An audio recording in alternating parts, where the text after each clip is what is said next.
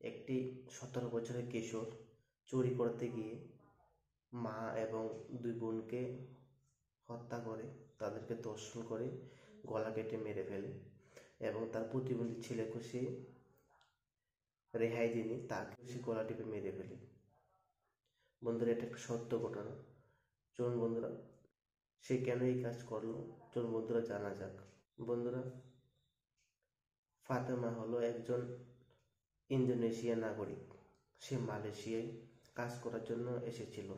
আসার পর কাজলের সঙ্গে দেখা হয়। দেখা হওয়ার পর তারপর একটু একটু করে তাদের মধ্যে ভালোবাসা সৃষ্টি হয়।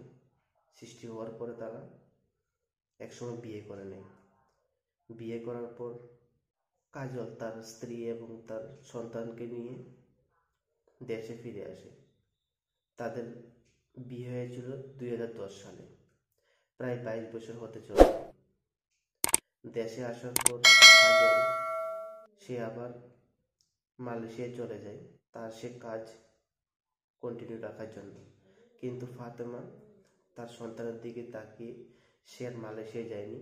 সে তার সন্তানকে নিয়ে দেশেই থাকতে লাগলো এবং বাবার সঙ্গে সময় মতো কথা বলতে থাকে এবং সব রকমের খবর তার বাবাকে দিতে থাকে। কাজলের বড় মেয়েটা এই বছর এসএসসি পরীক্ষা দিয়েছিল এবং তার ছোট মেয়েটা ষষ্ঠ শ্রেণীতে পড়ে এবং কাজলের ছোট ছেলে, প্রতিবন্ধী ছেলেটা নার্সারিতে পড়াশোনা করে। ঘটনাটি ঘটেছিল বৃহস্পতিবার রাত 12টায়। একটি চোর 17 বছরের সে মুঠোফোন চুরি করার জন্য একটি বাড়িতে চুরি করতে যায়। সে বাড়িতে যাওয়ার জন্য সে দেয়ালের মধ্যে থেকে বেরিয়ে থাকা একটি ইটের সাহায্যে সে বাড়ির ছাদের উপর প্রবেশ করে। ছাদের উপর প্রবেশ করার পর সে ছাদের মধ্যে যে দড়িগুলো ছিল সেই দড়িগুলো কেটে ছাদের সঙ্গে বেঁধে তারপর ভেন্টিলেটরের মাধ্যমে সে দোতলা ঘরের মধ্যে প্রবেশ করে। দোতলা ঘরের মধ্যে প্রবেশ করার পর সে দেখতে পেল কি, সে ফাতেমা আক্তারের ছোট মেয়ে আর বড় মেয়ে একটা ঘরের মধ্যে ঘুমাচ্ছে। সে দেখতে পায় যে ফাতেমা আক্তারের ছোট মেয়ে ঘুমিয়ে পড়েছে এবং বড় মেয়েটা ফোনের মধ্যে একটা কিছু দেখছে। তারপর চোর সেটা দেখে সে মেয়েগুলো খাটের তলে লুকিয়ে পড়ল। সে অপেক্ষা করতে লাগলো সেই বড় মেয়েটা ঘুমানোর জন্য। যখন 1 ঘন্টা পর ফাতেমা আক্তার বড় মেয়ে ঘুমিয়ে পড়ে, তারপর সে খাটের তল থেকে বেরিয়ে সে প্রথম তলায় যায়।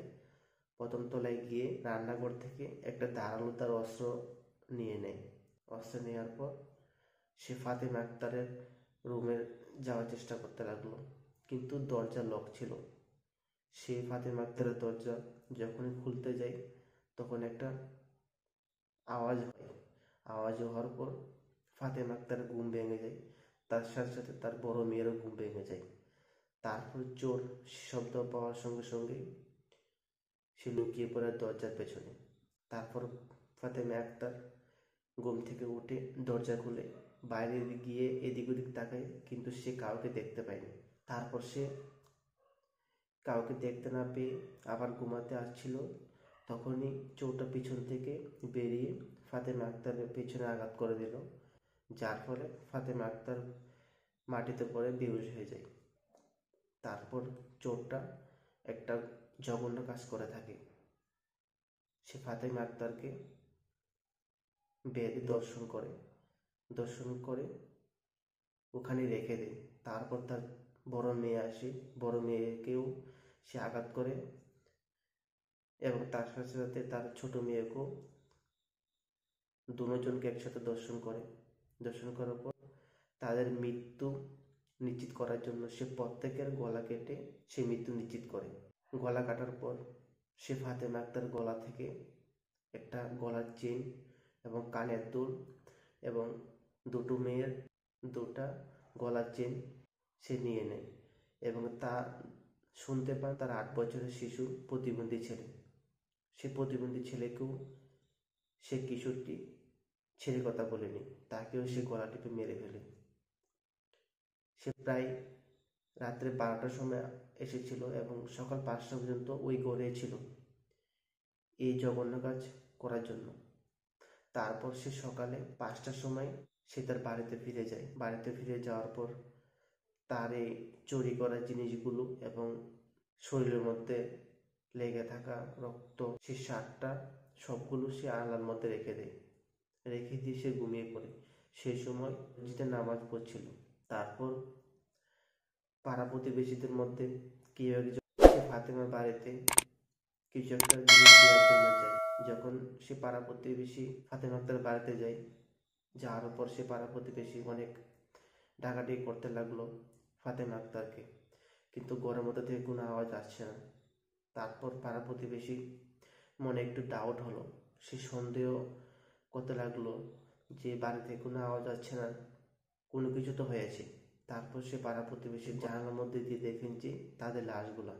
তারপর সে তৎক্ষণাৎ পুলিশ কল দেওয়ার পর পুলিশ তৎক্ষণাৎ আসার পর এই মৃতদেহগুলিকে উদ্ধার করার পর তাদেরকে চেক করার পর তারা তাদের বডিগুলো হসপিটালে পাঠিয়ে দেয়। তারপর থেকে তারা জিজ্ঞাসাবাদ করতে লাগে যে এই কাজ কে করতে পারে। সেই সময় কয়েক বছর আগে সে কিশোরটি তার কাকার মেয়েটার সঙ্গে দর্শনের চেষ্টায় একবার জেলে যায়। তার ওপর সন্দেহ গেল পুলিশের। সে কয়েকদিন আগেই জেল থেকে ছাড়া পেল। জেল থেকে ছাড়া পাওয়ার পরে সেই রকম জঘন্য কাজ করবে কেউ ভাবেনি। তারপর পুলিশ তার বাড়িতে গিয়ে খোঁজাখুঁজি করতে লাগলো। খোঁজাখুঁজি করার পর দেখতেও পেল কি তার আলনার মধ্যে সে দুনু বোনের স্বর্ণের চেন, গলার চেন পাওয়া গেল এবং মার গলার চেন, কানের দুল পাওয়া যায় এবং সঙ্গে মোবাইলও পাওয়া যায়। আর তার সঙ্গেও পাওয়া যায় রক্ত মাখা সেই শার্টটা। তার কিশোরটাকে গ্রেপ্তার করার পর এই তথ্য জানতে পারা যায় এবং গ্রেপ্তার করার পর পাড়া প্রতিবেশী পুলিশকে জানান যে তাকে যেন অনেক কঠিন শাস্তি দেওয়া হয়